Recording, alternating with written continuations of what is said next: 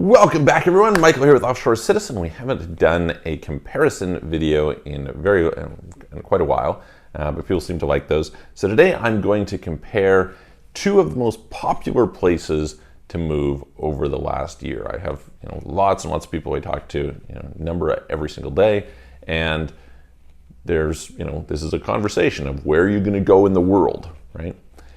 Turns out that those tend to cluster pretty aggressively in certain places. And I would say that in the last year and a half, two places have stood out really strongly, and these are UAE, specifically Dubai, and Portugal, which specifically tends to mean Lisbon, although it's a little bit more diverse where Portugal is concerned. You've got a variety of other areas, Porto, Madeira, the Algarve, etc. So today I'm going to compare for you Lisbon, Portugal, and Dubai, UAE. So let's dive in. Before we do, if you haven't already, please hit the subscribe button, hit the all notifications. Really appreciate your support. If you like the video, share it with your friends, give it a thumbs up. If you'd like help with any of this, reach out to me, book a call, calendly.com/Michael-Rosmer, link in the description below, or check out our websites, offshorecitizen.net, offshorecapitalist.com. If we look at these, we can compare on obviously a variety of things. So they're quite different places, right? Comparing UAE and Portugal in general, what have you got? Well, you're going to find that immediately the weather is different, right? And they actually are pretty complementary, because when the weather starts to get chilly in Lisbon, the weather starts to get good in Dubai, and vice versa. So, summers are unbearably hot in UAE. They're maybe slightly chillier than I would like during the winter, but perfectly reasonable. Whereas in Lisbon, summers are wonderful, springs, falls, wonderful. Winter, a little chilly, and kind of rainy and miserable, etc. So sort of opposite in that regard. Now, in this regard, I think people would clearly say that overall, Portugal, or Lisbon rather, tends to have somewhat better weather if you want to be there all year round. So definitely the all year round weather is more moderate than Dubai is. And so, if you were to compare, there's probably a point to Lisbon. However, it depends on your preference. Now, in terms of the conveniences available, Dubai just offers so much more. You're talking about a city of, around 4 million people compared to a city of about 500,000 people. So if we just look at the ability to get delivery, the food options, the options in terms of shopping, the ability to get various different services, far, far, far more in Dubai than there is in Lisbon. Okay? In addition to this, if we think about sort of entertainment things to do, you want to go to escape rooms, you want to do Topgolf, you want to play laser tag, you want to go to cinemas, you want to go to there's just so much of that in Dubai, versus it's not terrible by any stretch in Lisbon, but certainly much, much less. Okay, so very significant difference in that regard. On the flip side, if we look at the broader context, Lisbon, you can drive outside of the city and pretty quickly be in different types of environments, rural, quite natural beauty, etc. You don't have the same availability in Dubai. You can go to the desert, you can go to the beach. That's basically it. You don't get a lot of variety there. So for people who like hiking, people who are interested in going for walks and being in nature, Dubai is definitely inferior to Lisbon on that side. So you can take your pick as to which one you prefer. If we look at the availability of, I would say, high-end things, okay? So this includes service, this includes ability to get vehicles, etc. Certainly better in Dubai than in Portugal. If, on the other hand, we're to flip it around, we're to look at cost of living, Portugal, the cost of living is much lower than Dubai in most cases. So although there are certain things that Lisbon in particular has gotten more expensive on, certainly real estate is probably the most profound example of this. In general, things are quite reasonably priced in Portugal. It's not cheap, it's not Eastern European prices, but it's quite reasonable. Whereas Dubai generally is an expensive city. This, again, there's a few exceptions, gasoline, things like that, but generally speaking, you'll pay quite a bit more to live in Dubai than you will to live in Portugal or to live in Lisbon. Okay, so that compares the two. Next, we can look at their tax systems.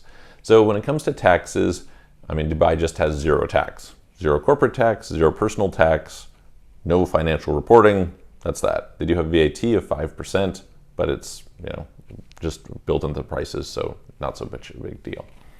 On the other hand, Portugal, if you're under normal Portuguese rules, taxes are terrible. They're high, it's not good.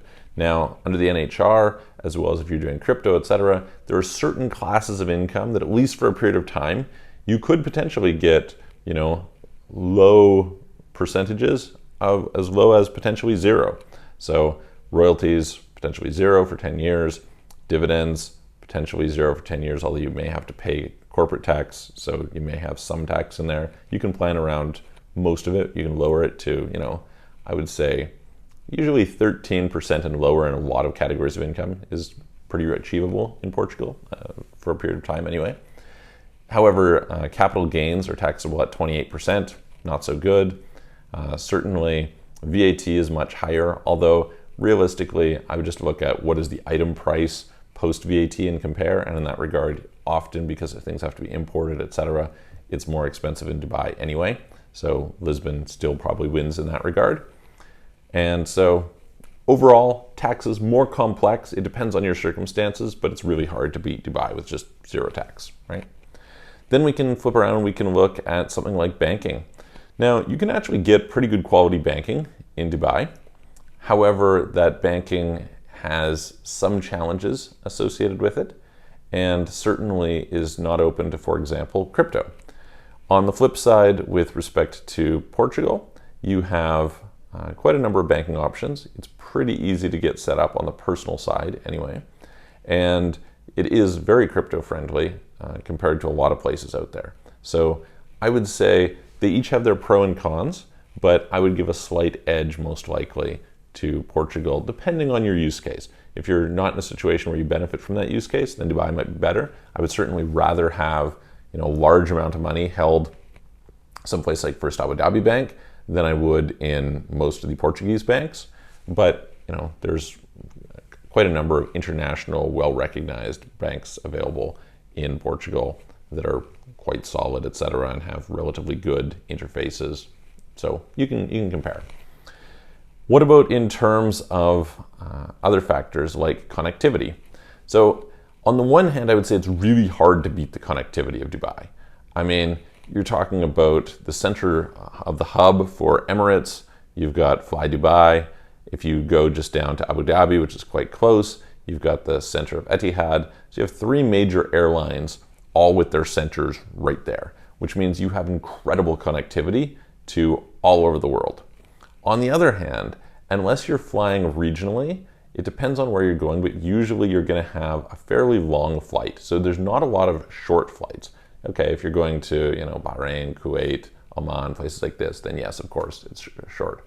But I mean, to fly to Europe, you're typically talking about 6+ hours. To fly to Asia, you're talking about, a number of hours, again, depending on where you're going in Asia. Whereas by contrast, although Lisbon is not nearly as well connected as Dubai is, you are a very short flight to London. It's relatively convenient to go to the east coast of the US. You can fly quickly to Spain, to France, etc. So you get lower quality airlines in terms of the quality of flight. I mean, Emirates business and first class is really good. Same thing with the same in Etihad. You don't typically get that in airlines in Europe. Normally the quality of airline travel within Europe is quite terrible.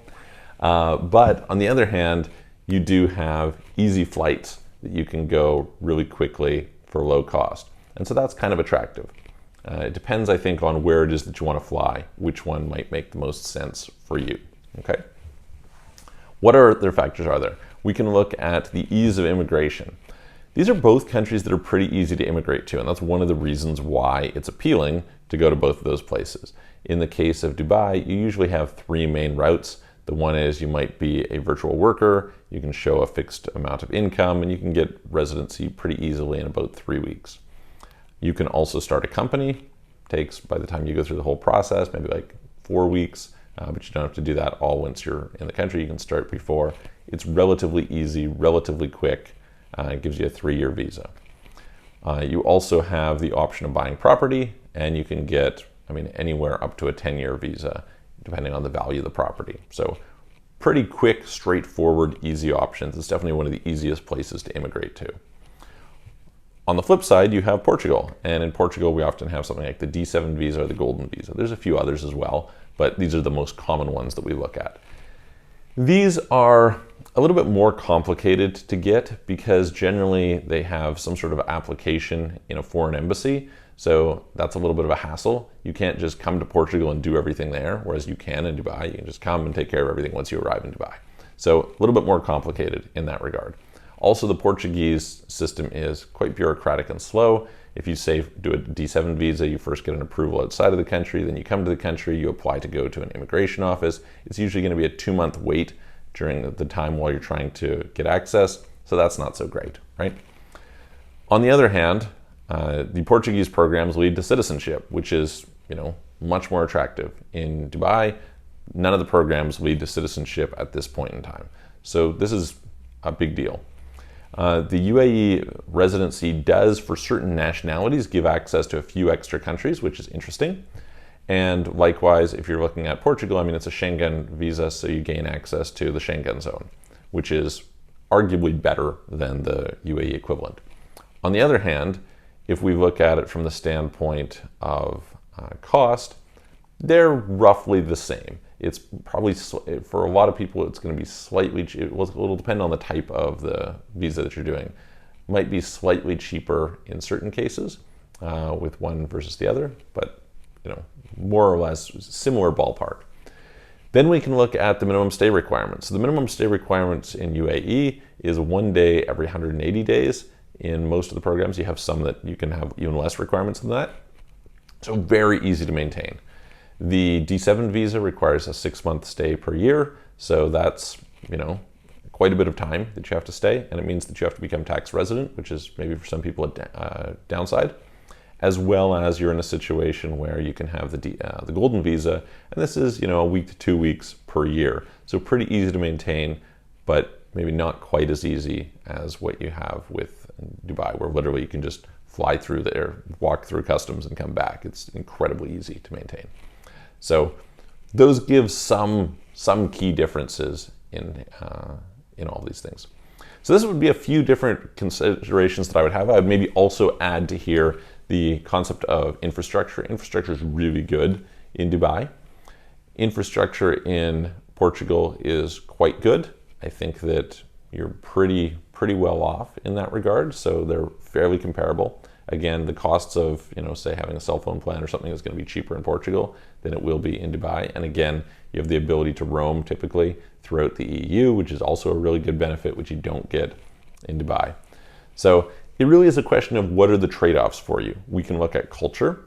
The culture of Portugal is quite liberal. So you've got very, very diverse, lots of arts, lots of, this is like, I would say like culturally free progressive society. Versus if you go to Dubai, it is much more, it's very multicultural. You get a lot more variations of people. However, there's a lot more restrictions in terms of what people are allowed to do, etc. So in that sense, more restrained for depending on what lifestyle you want. So again, worth considering what kind of person you are. If you're the kind of person for whom you're not interested in that anyway, so for example, drugs, right? It's a no-no for sure to do drugs in Dubai. You don't do that. It's very strictly forbidden. And so if you're somebody who, they're a regular weed smoker or something, Dubai probably isn't the best for you, right? But you can decide what it is that fits your particular set of values. So that's pretty much what I would say. I think they're both great places in their own way. It appeals to different people. They can actually be really complementary to each other. Like I said, the weather is kind of opposite. when it's warm in one, it's cool in the other, and kind of vice versa, and you've got some overlap there on the tail ends. And so it just depends. If you're going to be transiting a lot from Europe to Asia, then Dubai is better situated. If you're more interested in the North America, European side, then Portugal is going to be better situated. And then a lot of it is going to come down to what type of income you're earning. So let me know what you guys think. Which do you prefer? What are the pros and cons of each? And I'm going to look forward to seeing you on the next video.